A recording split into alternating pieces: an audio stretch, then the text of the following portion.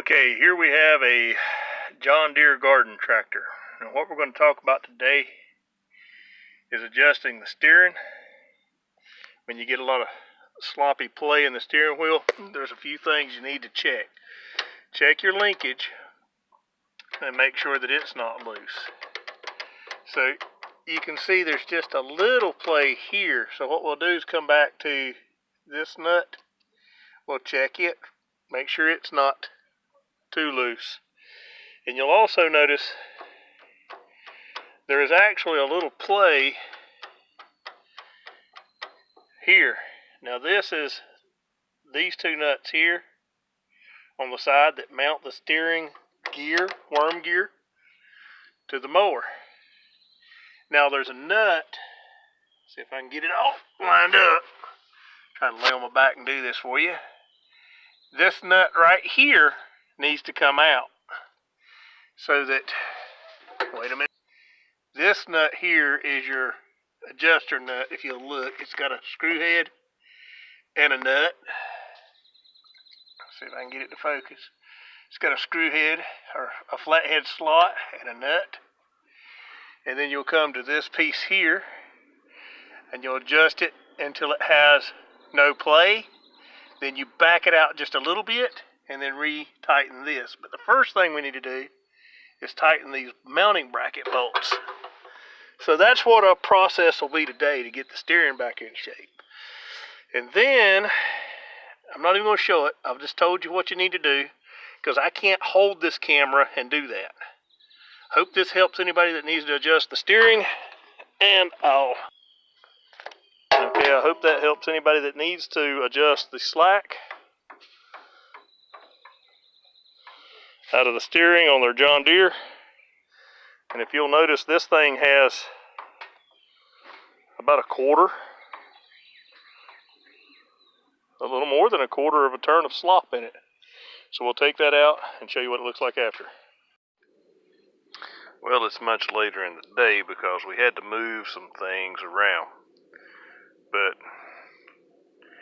I've noticed that I need a new steering gear at the bottom end of the shaft. The adjustment, now you saw that it was going from, if you were looking at this arm in the steering wheel, it would go all the way up here to about what would be 11 o'clock to all the way down here what would be 6 o'clock. Now that's all the play that's left in it, but I can't get that last little bit out because then it's stuck. So to back it off any on that big nut that's on the bottom of the tractor, when you turn it with your screwdriver and back it back down any, it goes back to this amount of play. So 1967, it's wore out.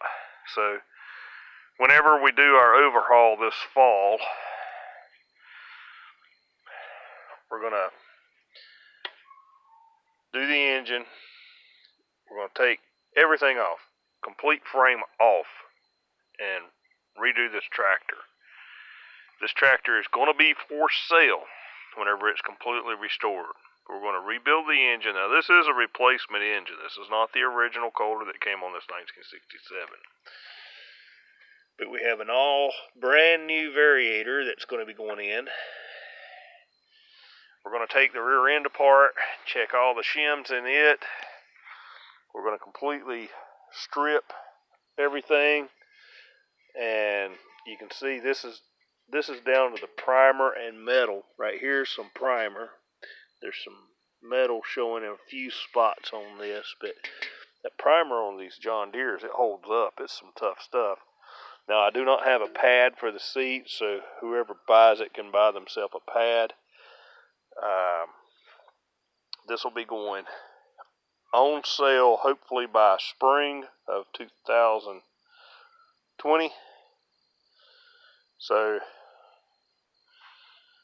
it'll have the sleeve hitch attachments. It's got a refurbished cable in the sleeve hitch. Everything works. You've seen the videos. I'm going to make a bunch of videos with it between now and then. And I'm going to keep the two Cub Cadets I've got and part out an old Sears Suburban on eBay. Now this little tractor, the hood has a little annoying crack. Let me get my finger out from front of it. The hood has a little annoying crack. I'm redoing the fiberglass on that, sanding everything. I'm going to get a sticker kit. This thing will look like brand new or a little better whenever it goes on eBay to be sold. Thanks for viewing. Like, subscribe, follow. Hey,